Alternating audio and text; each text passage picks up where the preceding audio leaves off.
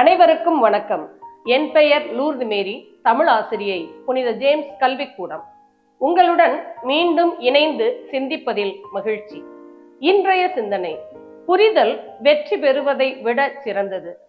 வெற்றியின் கீற்று ஒரு நாள், புரிதலின் ஒளி எப்போதும் நிலவுமே. அந்த ஒளியில் காண்போம் ஒரு புதிய உலகம், ஒரு புதிய பாதை. இன்றைய உலகம் வெற்றியை துரத்தி கொண்டு ஓடிக்கொண்டிருக்கிறது. பள்ளியில் முதல் நிலை, வேலைக்கு சிறந்த பதவி, வணிகத்தில் அதிக லாபம், இவையெல்லாம் வெற்றியின் அளவுகோல்கள் என நாம் கருதுகிறோம். ஆனால் ஒரு நிமிடம் நின்று சிந்திப்போம். வெற்றி பெற்றாலே வாழ்க்கை முழுமையடைகிறதா? இல்லை. உண்மையிலேயே புரிதல் வாழ்க்கையை உயர்த்தும் அடித்தளம்.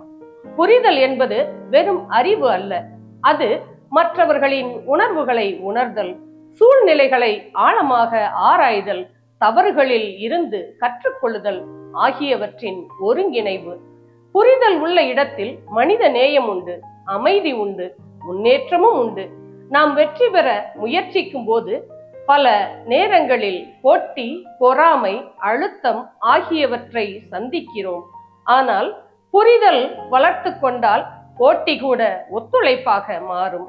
எடுத்துக்காட்டாக, மகாத்மா காந்தி போன்ற தலைவர்கள் வெற்றி பெற முயன்றதற்காக அல்ல, மனிதர்களை புரிந்து கொண்டு அவர்களின் மனதை வென்றதற்காக உலகில் நிலைத்த இடம் பெற்றனர். அவர்களின் சகிப்புத்தன்மையும் புரிதலுமே உண்மையான வெற்றியாக அமைந்தது. பள்ளி மாணவர்களாகிய உங்களுக்கு ஒரு மாணவர் பற்றிய கதை சொன்னா இன்னும் கொஞ்சம் எளிமையா புரியும் நினைக்கிறேன். ஒரு சிறிய கிராமத்துல அருண் என்ற புத்திசாலி சிறுவன் இருந்தான். அவன் எப்போதும் பள்ளியில முதலிடம் தான் வருவான். எல்லா போட்டிகள்லையும் கலந்துகிட்டு வெற்றி பெறுவான். அதனால அவன் மனசுல ஒரு எண்ணம் உருவானது: நான் எப்போதும் வெல்லணும், நான் தான் எப்போதும் வெல்லணும்னு. ஒரு நாள் ஆசிரியர் வகுப்பறையில ஒரு புதிய மாணவனை அறிமுகப்படுத்தினாரு. அவனுடைய பேரு ரவி. ரவி மிகவும் அமைதியான பையன்.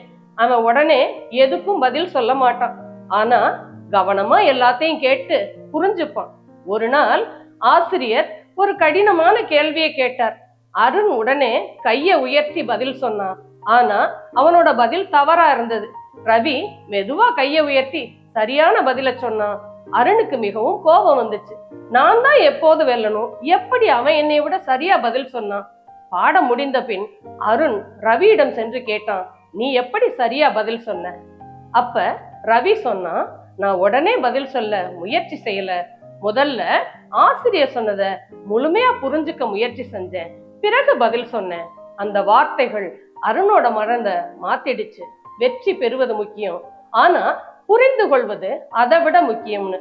அறிவு என்பது கேட்பது மட்டுமல்ல, கேட்டதை ஆழ்ந்து உணர்ந்து செயல்படுவதே சிறந்த புரிதல் என்று திருக்குறளில் 43வது அதிகாரம் அறிவுடைமை என்கின்ற தலைப்பில் கூறப்பட்டுள்ளது. நாம் அனைவரும் வெற்றி பெற முயற்சிப்பதற்கு பதிலாக முதலில் மனிதர்களை, சூழ்நிலைகளை, நம்மையே புரிந்து கொள்ள முயற்சிப்போம். அப்பொழுது நம் வாழ்க்கை வெற்றிகரமாக மட்டுமல்ல, அர்த்தமுள்ளதாகவும் அமையும்.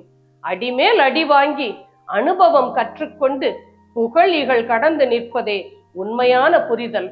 மீண்டும் மற்றும் ஒரு தலைப்பில் சந்திக்கும் வரை அனைவருக்கும் நன்றி, வணக்கம்.